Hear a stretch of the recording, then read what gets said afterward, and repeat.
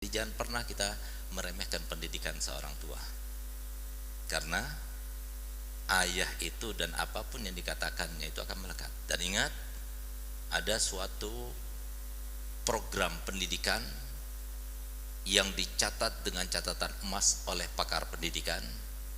Tidak ada yang bisa mengalahkan pengaruh dan kuatnya pendidikan seorang ayah kepada anaknya melebihi daripada siapapun.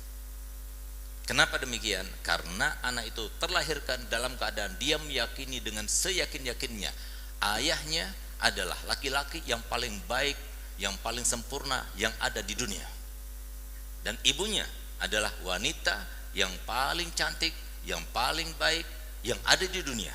Itu yang tertanam dalam pikirannya, sehingga kalau seumpama ayahnya bukan orang baik dan ibunya bukan orang yang baik, habislah anak tersebut. Karena dia merasa apa yang tidak baik dari ayah dan ibunya itu dianggapnya baik, sehingga rusak moralitasnya.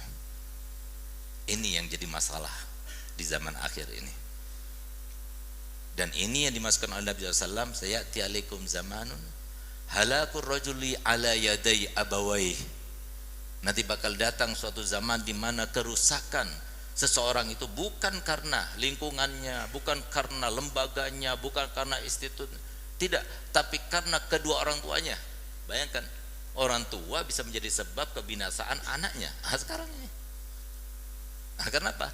Karena dia tanpa terasa bahwasanya apa yang diperagakan itu adalah sebuah catatan yang tercatat dengan tinta emas, langsung tertancap dalam hatinya, dan bakal menjadi sebuah praktek yang akan dipraktekkannya di dalam kehidupan sehari-harinya. Sehingga hati-hati kalau seorang ayah itu ketika dia marah-marah depan istrinya, kalau seorang ayah kemudian mau main tiktokan di depan anak-anaknya, kalau seorang ayah ataupun ibu kemudian dia itu akan memperagakan sesuatu yang tidak layak, jangan dilakukan kepada di depan anaknya. Ingat tak bagaimana ajaran orang tua kita? Paling tidak, lihat bagaimana orang tua kita dulu mengajarkan. Kalau seumpama harus berantem, jangan berantem di depan anak-anak. Apa maksudnya? Berantem itu adalah sebuah ikonik. Jangan di depan anak-anak. Kalau berantem, berarti apa? Yang lainnya juga yang nggak baik-baik itu jangan. Sekarang ibunya ngelawan suaminya depannya anak-anak, ibunya lihat sinetron depan anak-anak, ibunya berbohong depannya anak-anak, ayahnya berbohong depannya anak-anak.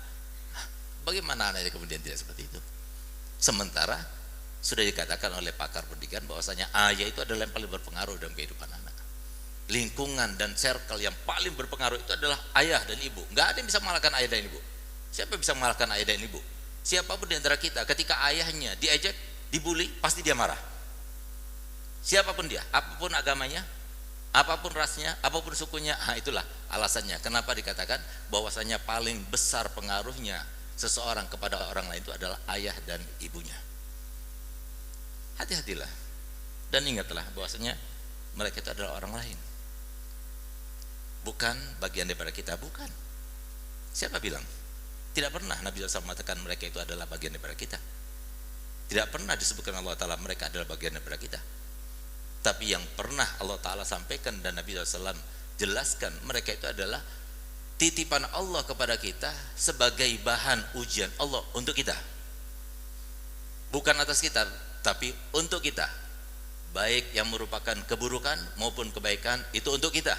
Cuma kita itu selalu condong kepada kebaikan untuk kita, tapi kalau keburukan bukan untuk kita tapi atas kita, padahal semuanya itu untuk kita.